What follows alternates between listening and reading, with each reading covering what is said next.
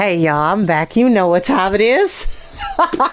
Get into it. Yes. We're back. Hi lovelies, how we doing? Welcome back to Storytime with Chris. Like I always say, you don't have to watch these videos when they go live. You're more than welcome to watch them in your downtime, nap time, max, relax, and chillaxing time, in between time, mean time, scheme time, study time, break time, CP time, anytime that you want to hear a highly animated voice bring you wonderful stories of magic, fantasy, science fiction, adventure, and many, many more in between. Hi y'all. Welcome back. I had a bit of a mess up on my previous take because I did not plug in my microphone like I should have. Like a silly goose, I did not do that, so I apologize. Oh, that's just my teacup. I thought it was Raphael behind me. Yes.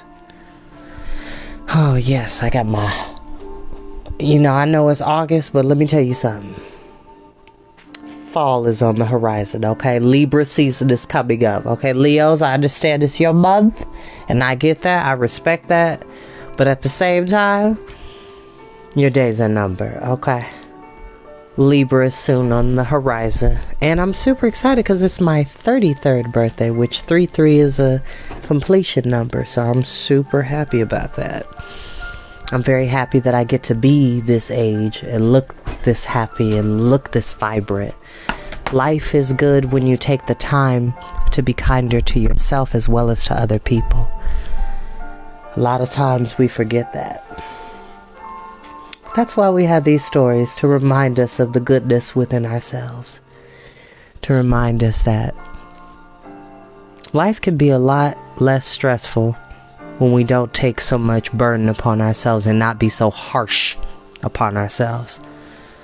It's okay to, be disappointed or not satisfied with something, but don't stay there too long.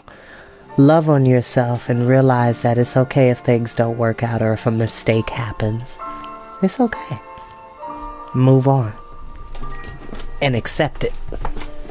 Don't just be okay with it, accept it, because with acceptance comes clarity. But you didn't come here to hear me blather, you came to hear a story. So, let's go ahead and get started with the return of the 100-Acre Wood. And one of my favorite characters has his own chapter, so super excited about that. And before I make this mistake, I'm going to take away the binder, because I know it's slippery in my hand. And no, I don't own the music you're listening to in the background. All right. Chapter 3, in which Rabbit organizes almost everything. Rabbit was the most sensible of animals. If you were to ask anyone in the 100-Acre Wood, is there anybody sensible around here? They would be sure to say, go and see Rabbit. When you arrived at Rabbit's house, which was a hole in the ground with a front door and a back door, very sensible, Rabbit would ask who you were, and if you were who Rabbit thought you ought to be, you would be invited in. Rabbit's front room had sensible things in it like calendars and colanders and fireside rugs and fire irons and sturdy Royal Dalton china and a map of Bournemouth on the wall.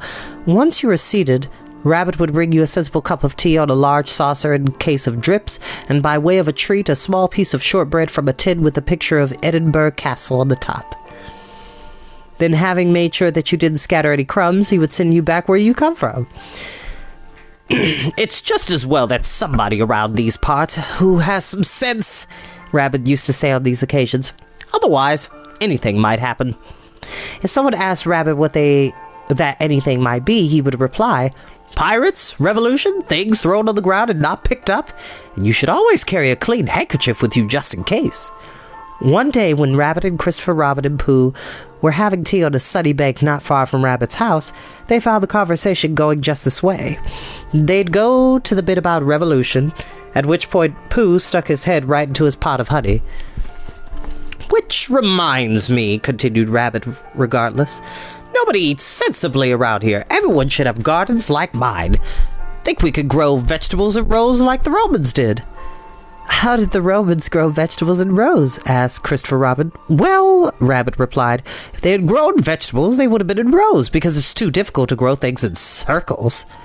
Then leaning in close to Pooh, he said, Consider all that honey and condensed milk. It cannot be good for you. You should eat as I do.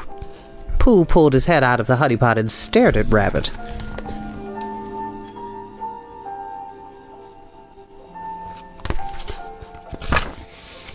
I propose rationing you to 1 pot a month and replacing the honey with homegrown carrots and radishes. Radishes? Pooh cried in dismay. Just joking, said Rabbit. But if Rabbit was only teasing Pooh about his honey, he was serious about organizing things in the forest. What we most need around here, he announced, apart from gardens and sensible diets and some overdue hedging and ditching, is a census. Pooh licked the pot from his nose and asked Rabbit what it meant. A census is when you write down the names of everyone who's living in a place and how many of them and so on. But why, Rabbit? So that if anyone wants to know, you can tell them straight away. The ancient Britons did it in the Doomsday Book, and once they knew who there was and where they were, Rabbit paused to catch himself, they could tax them. Why did they want to? Asked Christopher Robin, reasonably enough. To pay for the census, of course, answered Rabbit. I thought everybody knew that. As word got about, the other animals expressed their doubts. It seems to me, Kangaroo remarked, that you can't count everything. Piglet said, It's not a census, it's a nonsensus, and then blushed at his cleverness. Having announced to the world that a census was what the forest needed, Rabbit had no choice but to organize one. His first port of call was Owl's house. He pulled on the bell pull and then went in without waiting for an answer, which is very rude, by the way. Do not ever, and I mean ever, show up to somebody's house unannounced unless it's an absolute emergency. And even if they did not answer the first time, you do not take it upon yourself to enter into somebody's house unannounced. That's rude, and it could get you in a lot of trouble. Okay? Don't ever do that. And I have a strict policy on that. The only reason why somebody should show up to my house is because you called and let me know that you were on your way or texted me. Do not show up to my house unannounced, because you will not get an answer from me. I'm just telling you. Owl was toying with a metal puzzle that he had found in his Christmas cracker 3 years ago, along with a paper hat and a joke about giraffes. What is it now, Rabbit? He complained. I have to ask you questions for the census. Very well, but be quick about it. Name? Owl. Spell it. W-O-L, which is not how you spell it. It's O-W-L, but owl is... Owl is different. We love him. Owl is different. Age? Mind your own business. Occupation? Enough, Rabbit, enough! Owl flapped his wings so coarsely that Rabbit flattened his ears and scuttled out of the house. His next destination was Eeyore's gloomy place, where the old gray donkey was standing in the sun, dreaming of being young again in a field of poppies. Go away, Rabbit, he muttered, opening an eye. I was happy. Happy may be all very well, Eeyore, but it doesn't butter any parsnips. Then leave them unbuttered, said Eeyore, and put his head between his legs, which is the second rudest thing a donkey can do. Well, really, said Rabbit, some animals. But Eeyore had shut his eyes and was trying to get back into the dream. Next on Rabbit's list was Christopher Robin, whom he found sketching the 6 pine trees. Hello, Rabbit, how's the census going? Very well, if you exclude certain donkeys. After all, a thing begun is a thing half done.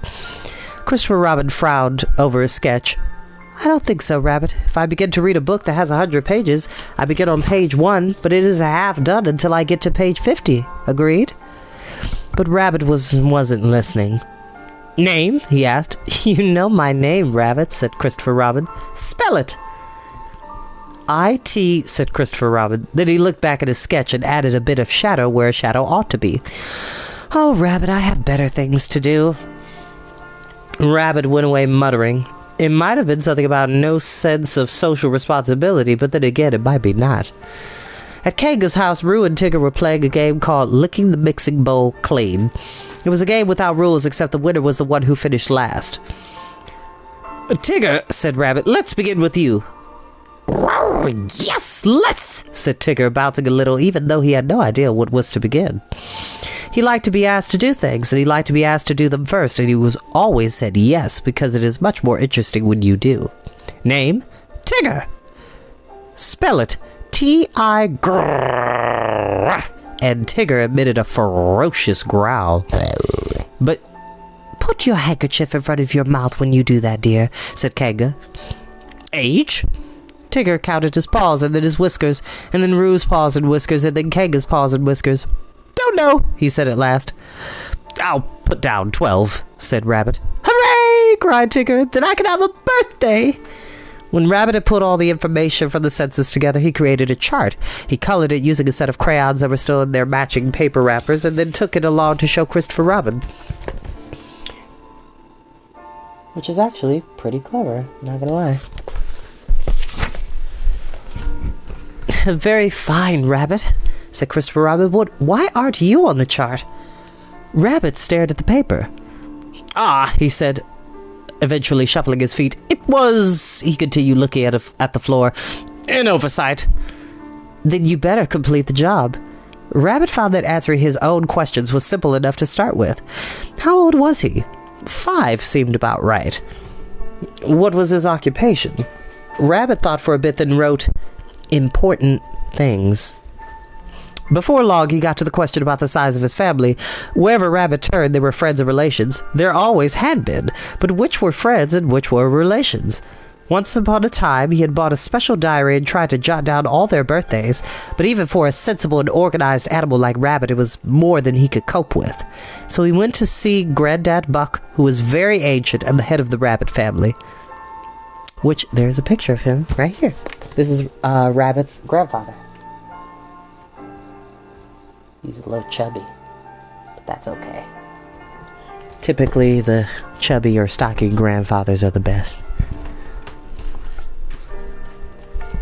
Granddad Buck did not entirely approve of Rabbit, partly because he did not entirely approve of anyone, but he listened intently, thought for a few moments, and then said rather grandly, My advice to you is to spread the word that all your friends and relations are invited to your abode. Promise them food. Then as they arrive, get their names and ages, and that should do the trick. He paused and then looked hard at Rabbit and barked, Now, young fellow, I must ask you to please to go away. Yes. Rabbit did just as Granddad Buck had advised, promising carrots for relations and shortbread for friends, and in due course on the day selected, Rabbit opened his door at 8:30 a.m. sharp, which, let's be honest, that's a little too early for me to have friends over, unless we are on vacation, unless we are elsewhere. Why are you showing up at my house at 8:30 in the morning? That's early. And it better be cake. Preferably German chocolate cake. Just saying, my birthday is coming up October 2nd, 1991. Get into it. Bow. Okay. They arrived at 8:30 a.m. sharp, and the first Rabbit demanded her shortbread. But you're a relation, objected Rabbit. You get carrots. The little Rabbit put her paws over her floppy ears. I'm not a relation. I want shortbread. So as not to hold things up, Rabbit gave her a piece. Within an hour, he had taken down the details of 3 hedgehogs, 4 mice, 6 squirrels, 3 beetles, and also 21 rabbits, all of whom claimed to be friends. The shortbread from the tin with the picture of Edinburgh Castle on the lid was long gone, and the homemade jam was going the same way. Rabbit was running out of paper, and still the lines stretched all the way to Kanga's house. Many of the younger ones discovered the sandy pit in which Rue played, approved of it, and played in it themselves. The carrots for Rabbit's garden lay neglected. Friends who had come too late for shortbread became very cross and started rampaging around the place, until Rabbit's sensible, tidy drawing room was thrown into disarray and covered in muddy and sandy paw prints everywhere. Some of the younger element invented a game which involved rolling yourself up in the fireside rug with the lace doily on your head and pretending to be sultans or sultanas. The beautiful chart was drawn on with the crayons, which had all been taken out of their tins. The Royal Dalton china was knocked over, and as for the beautiful garden where Rabbit had grown his carrots, it was in severe danger. Behave yourselves, Rabbit cried. Set an example. Be sensible. But we are your guests. You promised us shortbread, said the rabbits, and you haven't got any, so phooey to you with knobs on. Which is very rude. But when you got hungry people, they tend to be a little cantankerous. That's why it's always good to have extra. Then eat those lovely carrots and behave, retorted Rabbit shrilly. But the little rabbit said they were bored with carrots and began to sing. Why are we waiting? Go on waiting, shouted Rabbit, who was by now in a real state. He rushed out of his house and all the way to Pooh's house without stopping once. When he arrived and gathered his breath sufficiently, he explained what had happened, and then the world seemed to slow down a little as Pooh said comforting things like, There, Rabbit. And, never mind, it's all over now. Which it probably wasn't, but that is the kind of thing you should say to a one sensible rabbit in distress. How about some cocoa and a little smackerel of something? Pooh suggested. Then after thinking for a moment, he changed this to, or just some cocoa. And I'll eat the something for you, so you won't be unhealthy. But Rabbit seemed very keen on having a smackerel of something, too. After eating all of the honey and condensed milk that Pooh reluctantly set before him, he sat back with his paws wrapped around the mug of cocoa. I thought I was a sensible animal, Rabbit said, shuddering. Of course you are, said Pooh. Everybody knows that. It was such a sensible idea, the census. It's almost the same word, agreed Pooh. And the gardens, Pooh, vegetables for everyone. And honey for some, said Pooh seriously, licking a smear of yellow from the edge of his plate. Rabbit felt that Pooh had perhaps missed something here, but it seemed too complicated to argue. Instead, he said goodnight to a surprised piglet who had just came in from rolling in the dirt and was a friendly brown color, and went to bed at midday under Pooh's own blue cotton counterpane. When the evening came, Rabbit slept on, but Pooh didn't mind. He took an old blanket and bedded down by his honey cupboard to reassure the pots that they would be safe. Sometimes friends get a little overwhelmed and they lose their way, and it's up to us to be good people, respectfully, of course, with boundaries, to be of assistance. Because Pooh didn't even flinch. He said, I'm going to take a wee nap next to my honey cupboard, which shows how selfless and magical Pooh is. In the morning, some slightly sheepish-looking Fred's relations came knocking on the door. They asked Pooh if he knew where Rabbit was. He's asleep, Pooh started. Then he thought for a bit. He thought of Rabbit and what Rabbit would say if he were here and if he were himself again. My dear friend Rabbit, started Pooh as importantly as he could.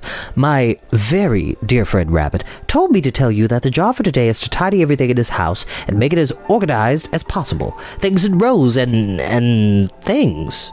Rabbit will supervise us in case we put stuff back in the wrong places. So they all went over to Rabbit's house, and it took less time than anyone expected to get the place shining clean. While they cleaned and dusted and polished, they each sang their favorite songs, and Piglet sang one he had learned in French from Christopher Robin about a man named Frère Jacques, who had spent his time ringing bells. Then because it was voted the best, he sang it again, and all of them joining in the chorus, even Rabbit, although Owl muttered, It's a little off-key. But nobody noticed or knew what he meant. Frère Jacques, dormez-vous, qui s'y menterisse, ding dong ding, ding dong ding. Farmer John, how are you? I remember that as a kid. I didn't learn the French until I got much older. But that, my dear children, is where we will end for today. You know, as I think about it, it's kind of why I wish later in life, when I get a little bit of money, I want to buy 100 acres of land and just build up a lot of trees so I can have my own 100-acre wood and have my own adventures with my nieces and nephews and friends and good family that I, connect with. That would be magical. For this example right here, just to come together and just make memories, have a good time. Because you don't need a whole lot of time to make good memories with people. And you don't need a whole lot of people to make good memories. It just matters the amount of love and care you have for the people around you, and reciprocating that, giving it back is what that means. So, I will see you all next time. Bye-bye.